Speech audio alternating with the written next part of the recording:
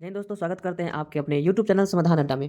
तो जैसा कि हम बोले थे, यूटेरिया का जो बिहार स्पेशल है, बिहार जी के प्रैक्टिस सेट है, उसको हम करवाने वाले हैं। तो यह प्रैक्टिस सेट 1 है। अगर इसका पीडीएफ चाहिए तो मेरे टेलीग्राम चैनल यानी कि समाधान अड्डा को ज्वाइन कर सकते हो। वहाँ फ्री में आपको पीडीएफ प्रोवाइड करा दिया जाएगा। ठीक है, तो चलिए शुरू करते हैं आज का यह वीडियो। देखिएगा, क्वेश्चन कह रहा है, पहला नंबर क्वेश्चन है, बिहार के किस भाग से सर्वप्रथम पुरापाषाण कालीन औजार प्राप्त हुए हैं? तो दक्षिण भाग से बिहार में पुरापाषाण कालीन औजार प्राप्त हुए हैं, दक्षिण भाग के मुंगेर से। कहाँ से? मुंगेर से।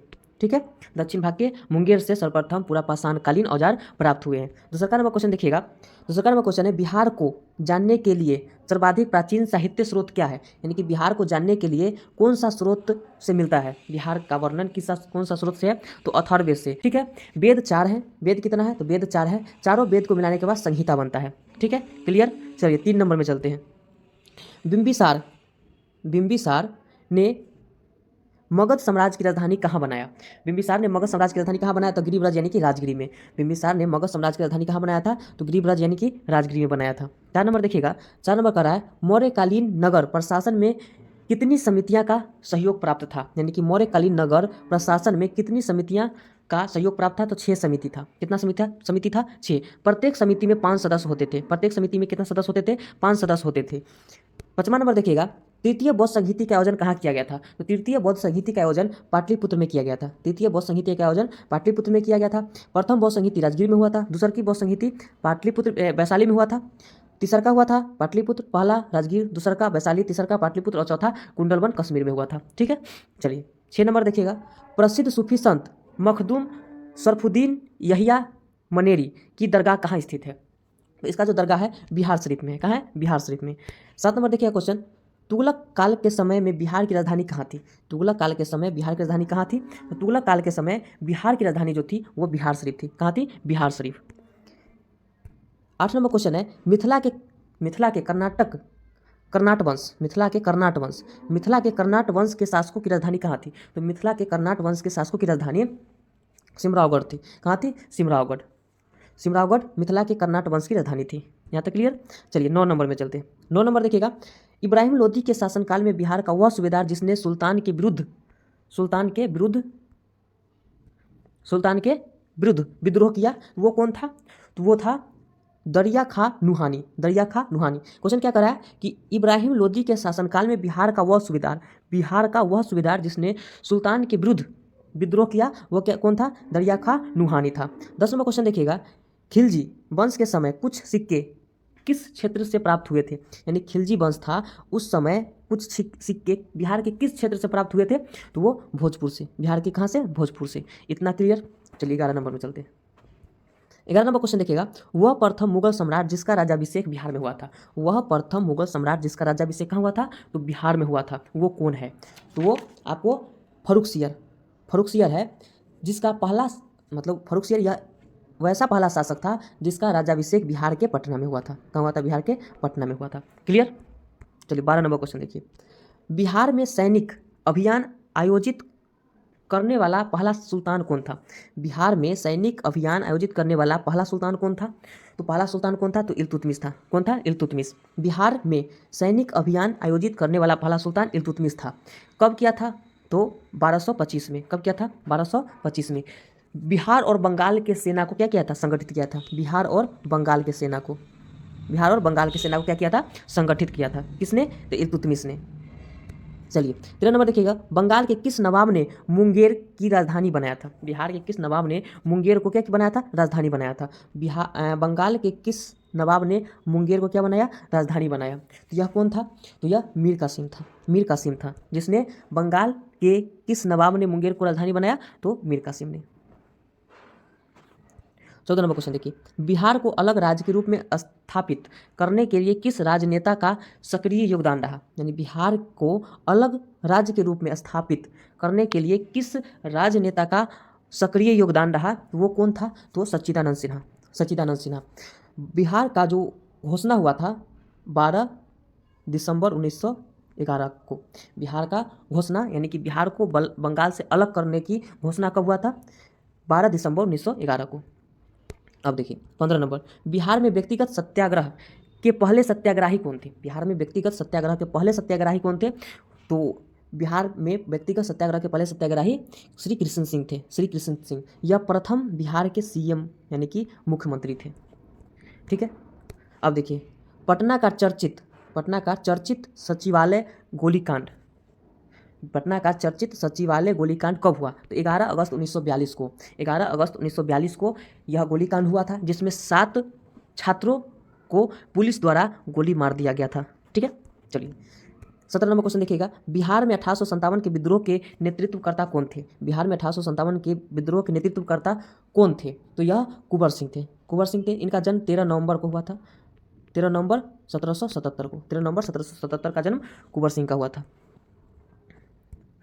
18 नंबर देखिएगा, बिहार में हुए नोनिया विद्रोह, बिहार में हुए नोनिया विद्रोह के दौरान कौन सा जिला प्रभावित हुआ था?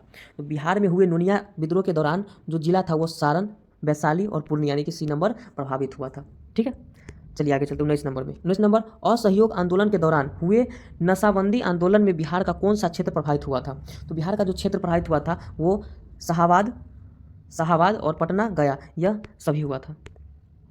20 नंबर देखिए, बिहार में किसान आंदोलन को प्रसारित करने में महत्वपूर्ण योगदान दिया, किसने दिया? बिहार में किसान आंदोलन को प्रसारित करने में महत्वपूर्ण योगदान किसने दिया? तो यह इसमें से चारों हो जाएगा, स्वामी सहजानंद, करयानंद शर्मा, यदुनंदन शर्मा, राहुल सांकृत्यायन, यानी कि इनमें से सभी हो जाएगा। ठीक है, यहाँ तक क्लियर हो गया। अब 21 से देखेंगे, बिहार में कौमी सेवक दल का स्थापना कब हुआ?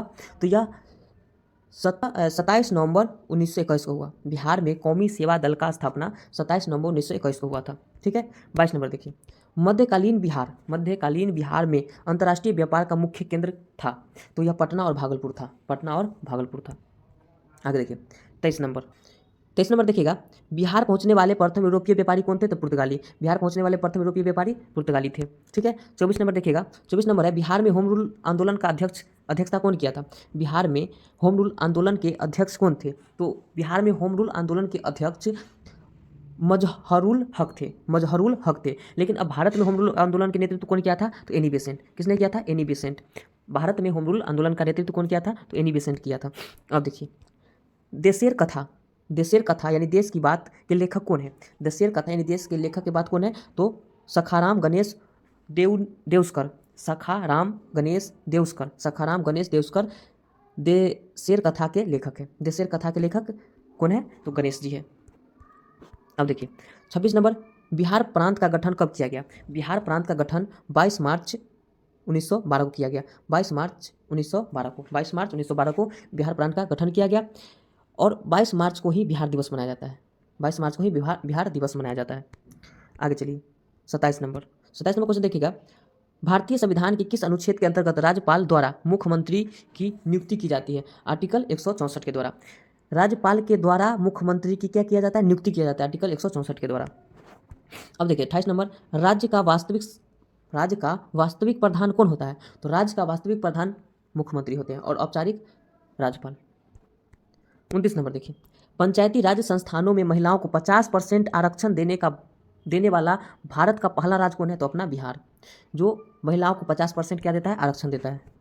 30 नंबर देखिएगा, बिहार विधानसभा में अनारक्षित सीटों की संख्या कितना है? तो 203। अब बताइएगा कि राज्यसभा के सदस्यों की सीटों की संख्या, तो राज्यसभा में कितना है? तो 16 है। लोकसभा में कितना है? तो 40 है। और विधानसभा में कितना है? तो 243 है। ठीक है, यहाँ तक क्लियर। अब देखिए 31 नंबर, स्वतंत्रता पश्चात बिहार में पहला चुनाव कब कराया गया? स्वतंत्रता पश्चात बिहार में पहला चुनाव कब कराया गया? तो 1952 में कराया गया। कब कराया गया? 1952 में कराया गया। अगला देखिएगा 32 नंबर, बिहार के किस जिले में सोमेश्वर की पहाड़ी है? तो बिहार के पश्चिम चंपारण में क्या सोमेश्वर की पहाड़ी है, जो बिहार की सबसे ऊंची चोटी है। ठीक है, बिहार की सबसे ऊंची चोटी है। इसका ऊंचाई कितना है? तो 1175 मीटर ऊंचाई है।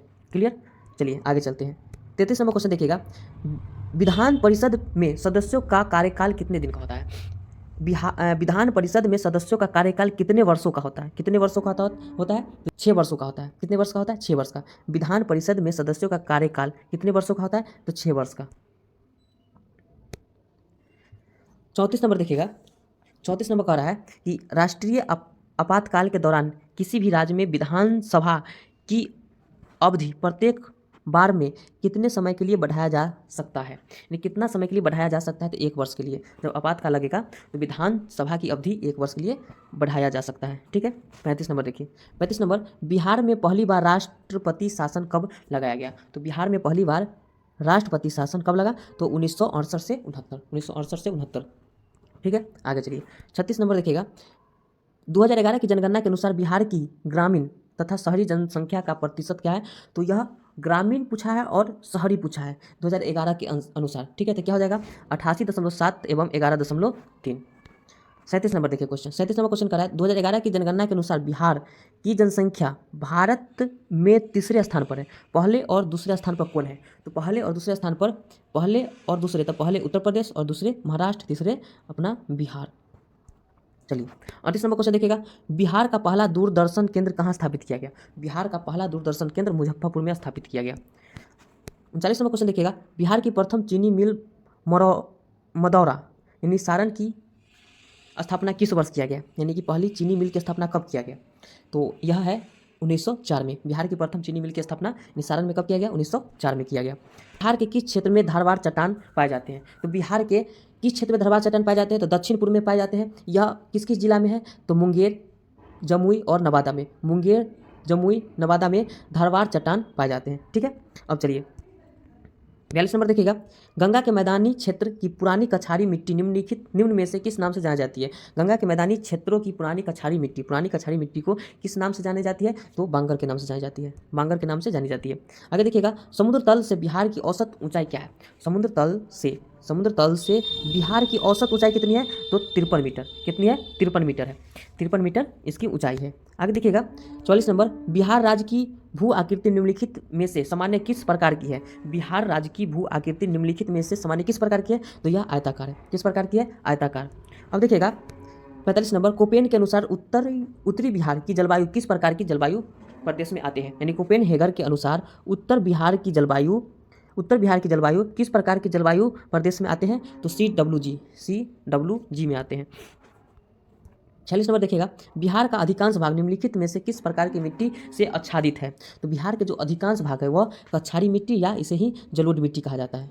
जलोढ़ मृदा बोली जाती है। ठीक है, चलिए बिहार के कितने प्रमंडलों से होकर गंगा नदी प्रभावित होती है? तो कितने प्रमंडल है? तो 7 प्रमंडल है। 7 प्रमंडल से होकर गंगा नदी गुजरती है। अब बोला जाए कि कितने प्रमंडल है बिहार में? कितने प्रमंडल है? तो 9 प्रमंडल है। बिहार में कितने प्रमंडल है? 9 प्रमंडल है।